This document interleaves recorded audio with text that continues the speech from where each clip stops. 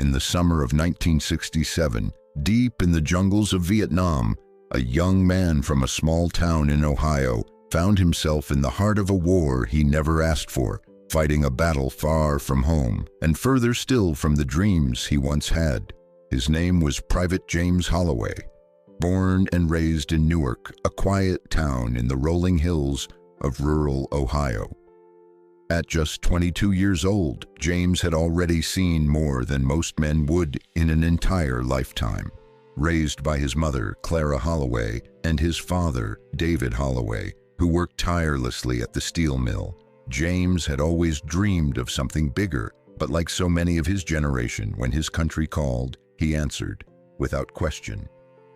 By the time the war in Vietnam had escalated, James had enlisted with the 101st Airborne Division, one of the most decorated units in the U.S. Army. A paratrooper trained to jump into the most dangerous and remote parts of enemy territory. He had already completed 2 deployments in the Quang Tri province, a place known for its devastating terrain and the constant threat of attack from the enemy. A quiet young man with a deep love for literature and a quiet, unspoken connection to his younger sister Ellen, who he wrote letters to every week, telling her stories of bravery, fear, and hope. His father David, however, had a different view of the war. He believed in duty and sacrifice and saw it as James's responsibility to serve his country, even if it meant losing a part of himself. And so, in the fall of 1966, with nothing more than a letter of goodbye and a promise to return, James boarded the plane that would take him far away from everything he knew. But as the years passed, the young soldier found himself in situations far worse than he could ever have imagined. And in a place where death was always lurking, he was forced to confront the darkest parts of his soul. Still, the memory of home, of his mother's loving voice and his sister's laughter, kept him grounded. He clung to those memories as soldiers often do, a beacon of light in a world overshadowed by despair, but no one could have prepared him for the day that would change everything. On a humid, scorching afternoon in the jungles of Vietnam, a day filled with unrelenting heat and the ever-present smell of gunpowder, James Holloway would write his final letter, a letter that would never reach the hands of his beloved sister, a letter that would instead be discovered long after he had fallen. His words, now forever etched in the sands of time, speak not only of war, but of love, sacrifice, and the hope that still lingered in his heart, even as the world crumbled around him. But what was it that drove him to write these words? What final thoughts did he have, knowing that his time on this earth was quickly running out? We may never know the full story of Private James Holloway, but his last act, his final message, is one that speaks across time and will forever remind us of the price of war. Dearest Emily, I hope this letter finds you well, my little sunshine. It's been a while since I wrote, and I feel terrible for keeping you waiting. I can only hope you haven't forgotten how much I care about you, though I know you'd never let me hear the end of it if I didn't send you something soon. I miss you so much, and I think about you every single day. Life out here is, well, it's different from anything I could have imagined. Some days it feels like time stands still, and others, it seems like everything happens all at once. But it's strange, Em. There's a quiet that comes with being away, a kind of stillness that makes you realize how much you miss the little things. The sound of your laughter, Mom's cooking, Dad's stories, and even the way you'd get so annoyed when I'd steal the last cookie from the jar. I'll never forget how you'd chase me around the house, calling me all sorts of names, but with that smile that would make everything feel all right. I try to keep my head up, I do. When the days get long and everything feels like it's too much, I close my eyes and picture you. I think about the things we'd do when I get home. The bike rides we used to go on, those silly games we played in the yard, and even just sitting together at the kitchen table, me helping you with your homework. You always were so much smarter than I was at your age, and you always had a way of making things seem less complicated. There's a lot of waiting around out here, Em. It's not the kind of waiting that feels like you're getting closer to anything. It's the kind of waiting that wears on you, day by day. Sometimes I sit and watch the sun set behind the trees, and I think about home. I remember how Dad would always say that the best way to make it through anything was to just take it one day at a time. So that's what I do. I think about you, and I think about home, and I focus on making it through this so I can come back to you all. I know Mom and Dad worry about me, and I can tell that you do too. I don't want you to, though. I'm all right, Emily. I promise you I'm okay.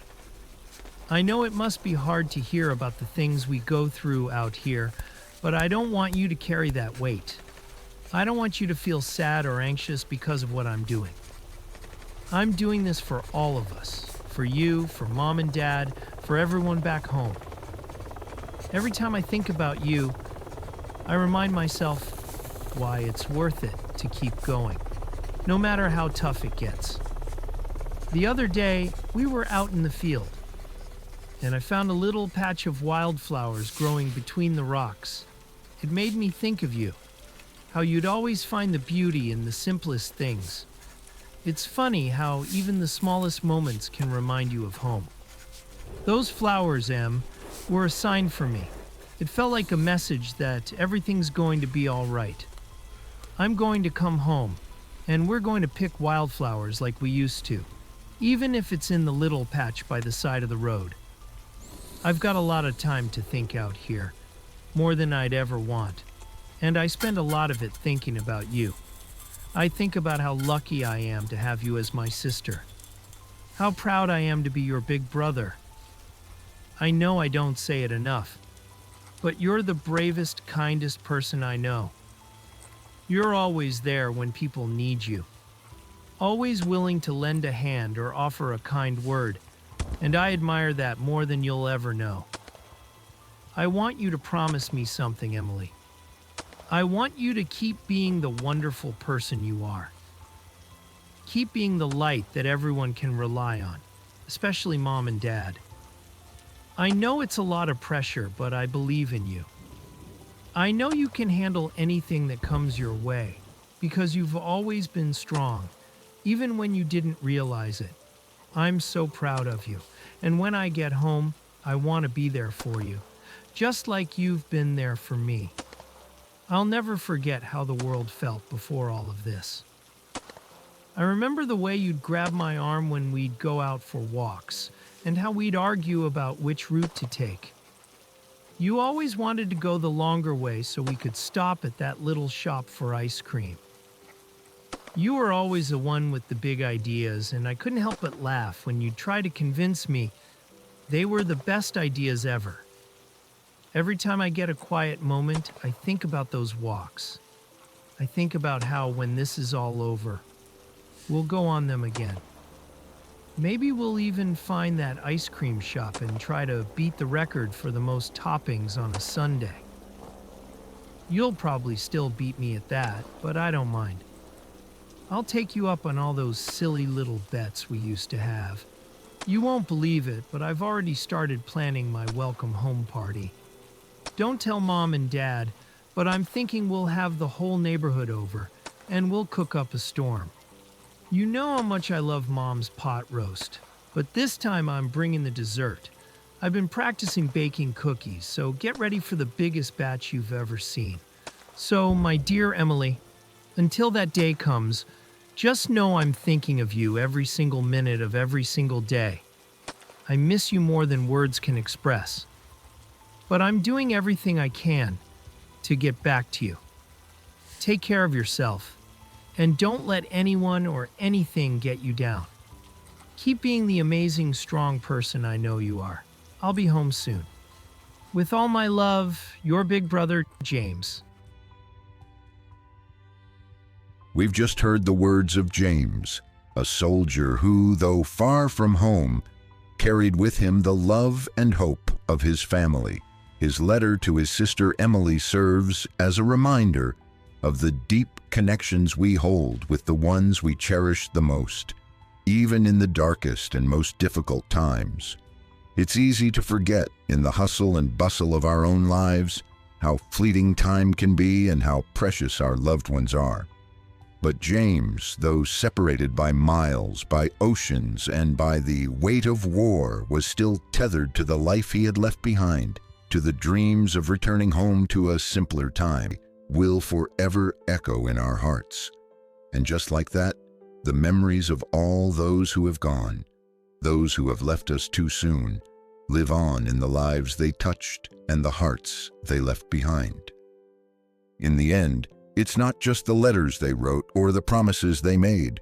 It's the legacy of love they leave behind that carries them home, long after they're gone. And to those who wait, we honor you too.